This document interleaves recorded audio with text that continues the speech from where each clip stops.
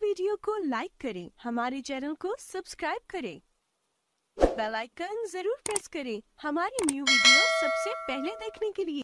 बिस्मिल्लाहिर्रहमानिर्रहीम रब्बिश्रह ली सदरी वयस्सिर ली अमरी वहलुल उक़दतम मिन लिसानी यफ़क़हू क़ौली। सुरबत और गुस्ल जनाबत। सहाबा कराम रज़ी अल्लाह अन्हुम के दरमियान गुस्ल जनाबत का एक मसला ज़ेर बहस आया।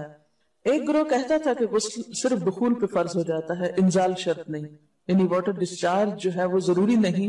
दूसरा ग्रोह बयान करता था कि वजूब गुस्ल के लिए दुखूल के साथ इंजाल भी शर्त है। ये तवील मुबाहसा किसी फैसला कुन सूरत पर मुंतज न हुआ।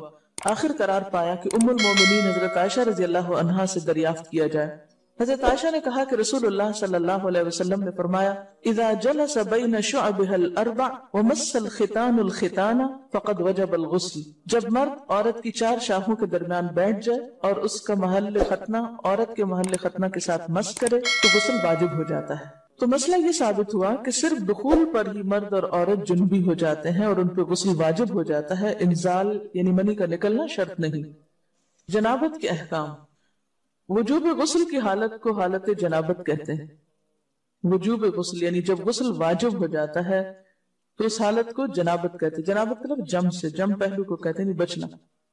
मुंदरजा झैल चार हालतों में मुसलमान मर्द और औरत पर गुस्ल करना फर्ज हो जाता है। नंबर एक, जोश के साथ मनी खारिज होने के बाद, इसमें एहतलाम भी दाखिल है, यानी कोई ऐसा ख्वाब आए या वैसे। नंबर दो, सोहबत के बाद यानी सेक्सुअल इंटरकोर्स के बाद।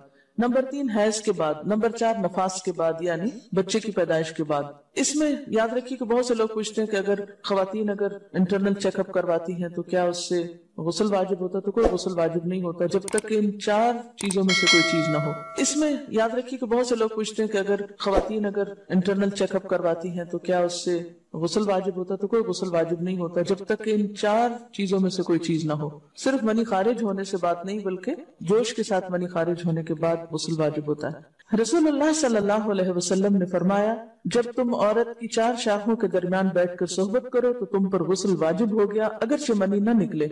आपने गौर किया होगा कि तहारत के मसाइल बहुत तफसील के साथ और अपने अंदर बहुत डिटेल्स रखते हैं, और बहुत से मौजुआत ऐसे हैं कि जो इंसान की जाहिरी जिंदगी नहीं बल्कि उसकी निजी और जाती जिंदगी से मुताल्लिक भी हैं। लेकिन इस तरह पब्लिकली उनको पढ़ाना और उनको सिखाना ये भी एक जरूरत है, क्योंकि आप सल्लल्लाहु अलैहि वसल्लम ने अंसार की खवातीन की तारीफ की कि अंसार की खवातीन कितनी अच्छी हैं जिन्हें हया दीन का इल्म हासिल करने से नहीं रोकता। तो सवाल ये पैदा होता है कि आखिर इतनी तफसीलात क्यों, और बाज लोग इसको नापसंदीदा करार देते हैं। तो ऐसा करना नासमझी की अलामत है।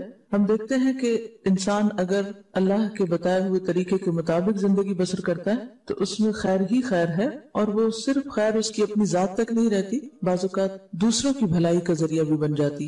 औरत को भी इख्तिलाम होता है। उम्मुल मोमिनीन हजरत सलमा रज़ी अल्लाह अन्हा रिवायत करती हैं कि हजरत उम्मे सुलैम ने रसूलुल्लाह सल्लल्लाहु अलैहि वसल्लम से कहा, ऐ अल्लाह के रसूल, यकीनन अल्लाह हक से नहीं शर्माता, यानी हक बात और एक जरूरी बात जो है उसको वाज़े करना जरूरी होता है, और उस मामले में शर्म से काम नहीं लेना चाहिए। कहीं ऐसा ना हो कि इंसान अनजाने में गलत काम करता रहे। तो ये कहकर उन्होंने मसला पूछा, क्या औरत पर गुस्ल है जबकि उसको एहतलाम हो? आपने फरमाया हाँ, लेकिन जब पानी का निशान देखे यानी मनी देखे। इस पर हजरत उम्मे सलमा ने शर्म से मुंह छुपा लिया और अर्ज किया, ऐ अल्लाह के रसूल, क्या औरत को भी एहतलाम होता है?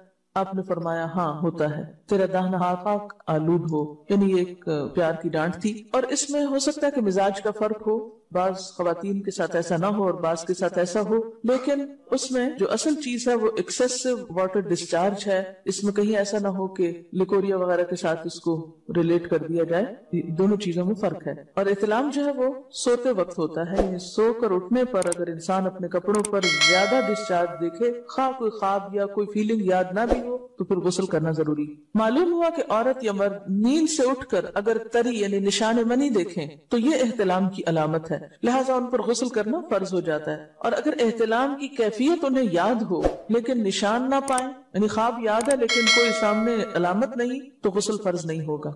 ایسی صورت میں شک کی ضرورت نہیں ہے کہ نہیں وہ میں نے خواب دیکھا اور مجھے خواب بالکل صحیح یاد ہے تو مجھے نہانا چاہیے. نہیں، محض خواب پر نہیں نہایا جائے گا جب تک کہ فزیکلی کوئی ایسی چیز سامنے دیکھی نہ جائے. حضرت ام سلمہ روایت کرتی ہیں کہ میں نے کہا، اے اللہ کے رسول صلی اللہ علیہ وسلم، میں اپنے سر کے بال خوب مضبوط گوندتی ہوں، کیا میں انہیں غسل جنابت کے وقت کھولا کروں؟ آپ نے فرمایا ان کا کھولنا ضروری نہیں، تیرے لیے یہی کافی ہے کہ 3 لپ پانی اپنے سر پر ڈالے، پھر اپنے سارے بدن پر پانی بہائے، پس تو پاک ہو جائے گی. یعنی بالوں کی جڑیں بھیگنا، سکن بھیگنا ضروری ہے، سارے بال کھولنا ضروری نہیں ہے.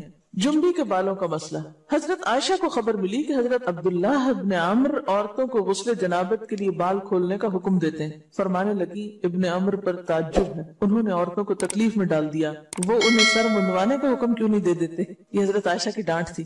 یعنی وہ یہ تو کہہ رہے کہ عورتیں بال کھول کھول کے نہائیں، تو وہ پھر سیدھا یہی کہے کہ عورتیں بال منڈوا لیں. میں اور رسول اللہ صلی اللہ علیہ وسلم ایک ہی برتن میں غسل کرتے اور میں اپنے بال کھولے بغیر سر پر 3 چلو سے زیادہ پانی نہیں ڈالتی تھی. معلوم ہوا کہ غسل جنابت کے لیے بال کھولنے کی ضرورت نہیں، مگر یہ حکم صرف غسل جنابت کا ہے. غسل حیض کے لیے بالوں کا کھولنا ضروری ہے کیونکہ وہ مہینے میں ایک دفعہ.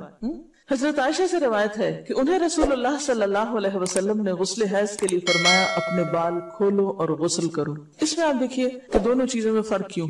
دونوں کی نوعیت فرق ہے. اور حیض جو ہے وہ ایک نجاست کی کیفیت بھی ہے نا، قل هو اذى. اس کے بعد نہانا اور نہا کر خوشبو لگانا خاص طور پر اس کا سارا حکم آتا ہے. لیکن غسل جنابت میں نجاست کی وہ کیفیت نہیں ہے. یعنی حیض کا خون اور منی جو ہے ان دونوں کے حکم میں بھی فرق ہے. ٹھیک ہے نا؟ بعض علماء کے خیال میں جو منی ہے اٹ سیلف وہ ناپاک چیز نہیں ہے. اگر کسی کپڑے وغیرہ کو لگ گئی تو وہ کپڑا ناپاک نہیں، اگر اس کو خشک ہونے پر خشک کے صاف کر دیا جائے کپڑا صاف ہو جائے گا. لیکن خون حیض پر آپ صلی اللہ علیہ وسلم کیا فرمایا؟ چٹکیوں سے مل مل کے اس کو صاف کر کے دھوئے. تو ان دونوں میں بھی فرق ہے، لہٰذا ان دونوں کے بعد نہانے کے حکم میں بھی فرق ہے. ایک میں بال کھولے جائیں گے اور بال بھی دھوئے جائیں گے اور بالوں کی جڑیں بھی دھوئی جائیں گی، جبکہ دوسرے عام غسل جنابت میں بال کھولنا اور پورے بال دھونا شرط نہیں. بہت سے بچیاں ایسی جن کی شادی ہوتی ہے اور اس کے بعد انہیں ان مسائل کا پتہ نہیں ہوتا، یا تو وہ شرم کے بارے نہاتی نہیں، یا نہاتی ہیں تو پھر وہ پورے بال دھو دھو کے سکھانے میں اور ان چیزوں میں اتنا وقت ضائع کر دیتی ہیں کہ پھر بعضوں کا شوہر کی نافرمانی